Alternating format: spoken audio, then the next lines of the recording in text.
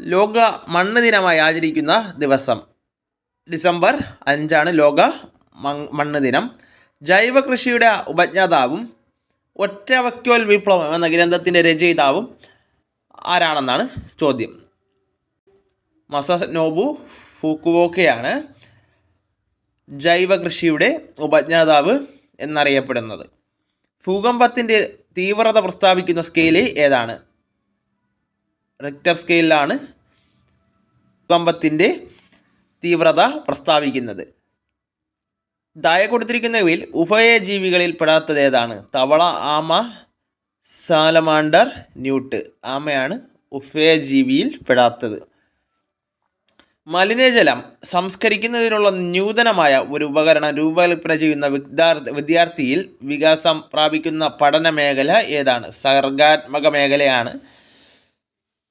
മലിനജലം സംസ്കരിക്കാൻ ഒരു നൂതനമായൊരു പുതിയൊരാശയം രൂപപ്പെടുത്തുമ്പോൾ ഉണ്ടാകുന്നത് സർഗാത്മക മേഖല എന്നാണ് നമ്മൾ പൊതുവെ പറയുന്നത്. താഴെ കൊടുത്തിരിക്കുന്നവയിൽ ഒരു അകാന്തിക വസ്തു ഏതാണ്? ആൻസർ എന്ന് പറയുന്നത് അലുമിനിയമാണ്. ഇരുമ്പ്, കൊബാൾട്ട്, നിക്കൽ. ഇതിൽ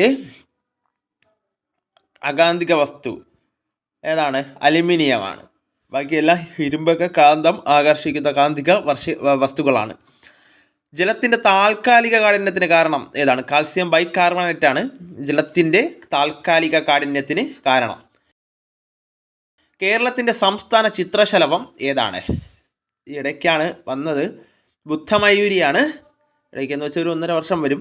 ബുദ്ധമയൂരിയാണ് കേരളത്തിൻ്റെ സംസ്ഥാന ചിത്രശലഭം എന്ന് പറയുന്നത്. സയൻറ്റിഫിക് ടെമ്പർ എന്ന വാക്ക് ആദ്യമായി ഉപയോഗിച്ചത് ആരാണ്? ജവഹർലാൽ നെഹ്റു ആണ് സയൻറ്റിഫിക് ടെമ്പർ എന്ന വാക്ക് ആദ്യമായി ഉപയോഗിച്ചത്.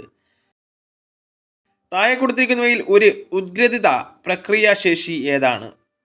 പ്രായോഗിക നിർവചനങ്ങൾ രൂപവൽക്കരിക്കൽ എന്നതാണ് ഒരു ഉത്ഗ്രഥിത പഠന പ്രക്രിയ.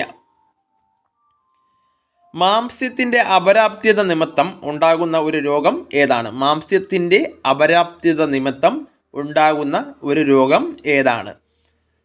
കോഷിയോക്കറാണ് മാംസ്യത്തിൻ്റെ അഭാവം മൂലം ഉണ്ടാകുന്ന രോഗം.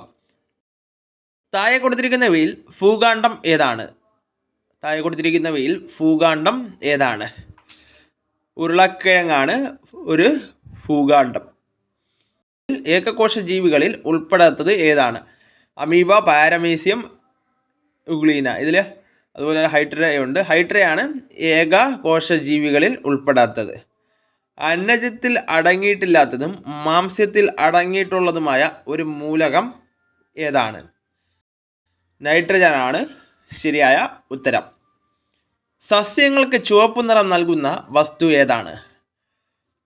സസ്യങ്ങൾക്ക് ചുവപ്പ് നിറം നൽകുന്നത് ആന്ത്രോസയാനിനാണ് സസ്യങ്ങൾക്ക് ചുവപ്പ് നിറം നൽകുന്നത്.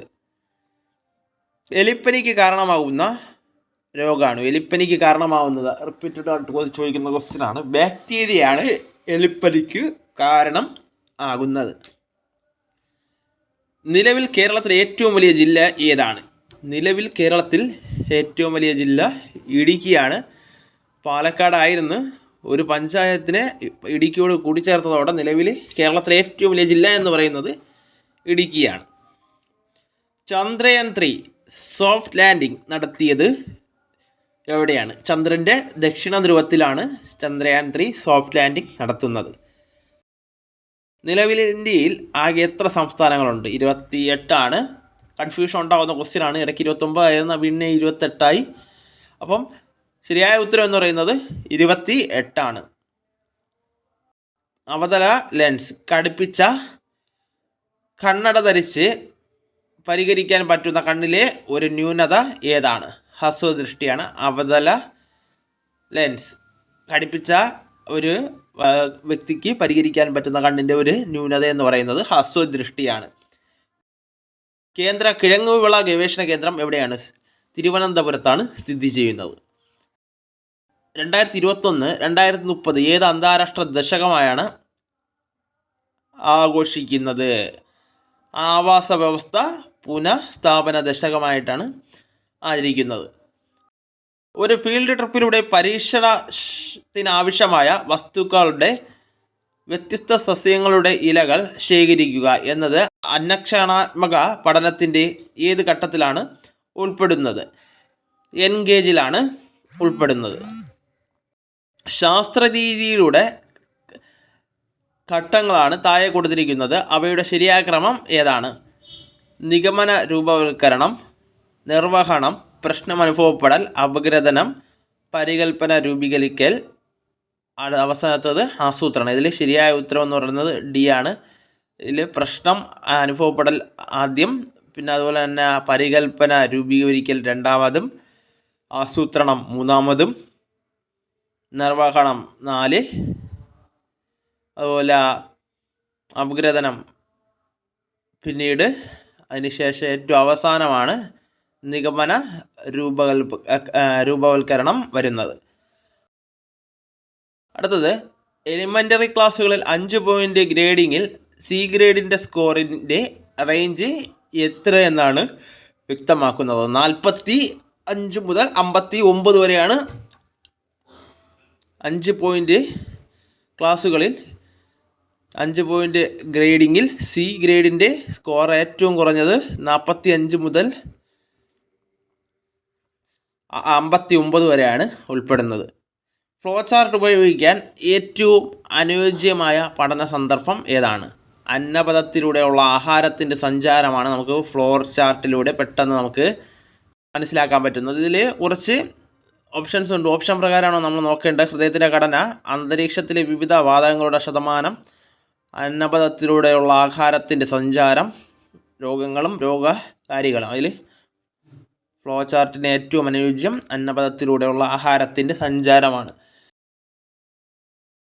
താഴെ കൊടുത്തിരിക്കുന്നവയിൽ ആവാസ വ്യവസ്ഥയ്ക്ക് ഉദാഹരണം ഏതാണ്? വൻമരമാണ് ആവാസ വ്യവസ്ഥയ്ക്ക് ഉദാഹരണം. ചുണ്ണാമ്പ് വെള്ളത്തെ പാൽ നിറമാക്കുന്ന വാതകമാണ് കാർബൺ ഡയോക്സൈഡ്, CO2. ശൂന്യതയിലൂടെ താപം പ്രസരിക്കുന്നത് ഏത് രീതിയാണ്? ഓപ്ഷൻ ചാലനം, സംവഹനം, വികിരണം. താപം പ്രസരിക്കുന്നില്ല, വികിരണമാണ് ശരിയായ ഉത്തരം. വൈദ്യുത ചാലകമായ ഒരു അലോഹം ഏതാണ്? വജ്രം, ഗ്രാഫൈറ്റ്, സൾഫർ, ഫോസ്ഫറസ്. ഗ്രാഫൈറ്റ് ആണ് ശരിയായ ഉത്തരം.